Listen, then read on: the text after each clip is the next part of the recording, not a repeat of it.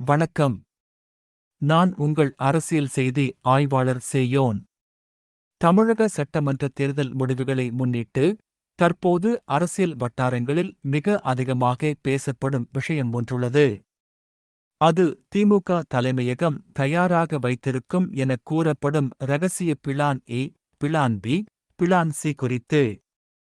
தேர்தல் முடிவுகள் வெளியாக இன்னும் சில மணி நேரங்களே உள்ள நிலையில், திமுக எந்த சூழலிலும் அதிகாரத்தை இழக்காமல் இருக்க பல அடுக்கு திட்டங்களை தயார் நிலையில் வைத்துள்ளதாக தகவல்கள் வெளியாகியுள்ளன.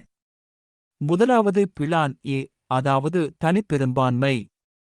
திமுகவின் முதல் இலக்கு 11/8க்கும் மேற்பட்ட இடங்களில் வெற்றி பெற்று, எவரின் உதவியும் இன்றி மீண்டும் ஆட்சி அமைப்பதே.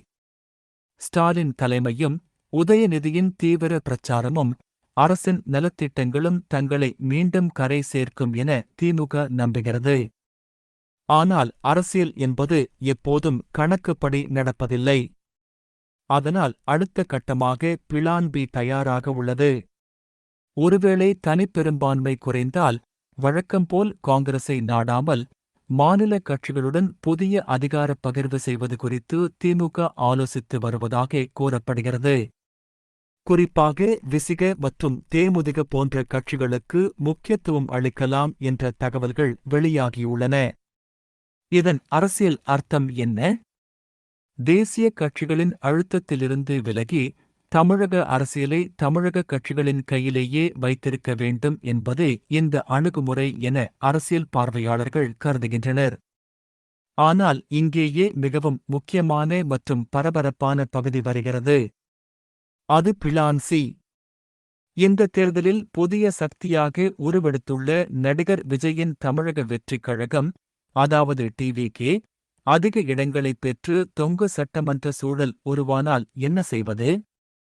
இதற்கான பதிலாகவே திமுக பிளான் சி வைத்திருப்பதாக பேசப்படுகிறது. அதாவது, எந்த சூழலிலும் டிவிகே உடன் சேர்ந்து ஆட்சி அமைக்கவோ, ஆதரித்து அவர்களை ஆள வைக்கவோ திமுக தயாராக இல்லை என்ற தகவல்கள் வெளியாகியுள்ளன.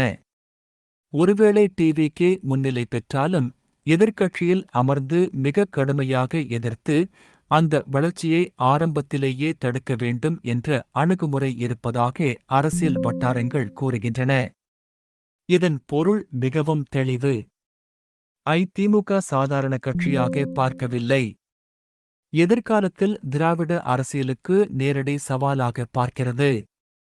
ஒரு புதிய தலைமுறை, புதிய அரசியல் முகம், இளைஞர்களின் ஆதரவு, மாற்றத்திற்கான மக்கள் எதிர்பார்ப்பு இவை அனைத்தும் சாதகமாக உள்ளதால் அதனை ஆரம்பத்திலேயே கட்டுப்படுத்த வேண்டும் என்ற அரசியல் கணக்கு நடக்கிறது. இதிலிருந்து மிகப்பெரிய கேள்வி ஒன்று எழுகிறது. டிவிகே ஒரு கட்சியா? அல்லது தமிழகத்தின் அடுத்த ஆட்சிச் சக்தியா? டிஎம்கே இவ்வளவு திட்டம் போட வேண்டிய அளவுக்கு டிவிகே வளர்ந்துவிட்டதா? மே 4ஆம் தேதி வெளியாகும் முடிவுகள் வெறும் யார் வென்றார்கள் என்ற செய்தி மட்டும் அல்ல, தமிழக அரசியலில் பழைய சக்திகள் தொடருமா? அல்லது புதிய சக்தி எழுமா? என்பதற்கான தீர்ப்பாக இருக்கும். பிளான் ஏ செயல்படுமா? பிளான் பி தேவைப்படுமா? அல்லது பிளான் ஏ அரங்கேற்ற வேண்டிய சூழல் வருமா? அதை தீர்மானிக்கப் போவது மக்கள் வாக்கே. நான் உங்கள் செய்தி ஆய்வாளர் சேயோன். நன்றி. வணக்கம்.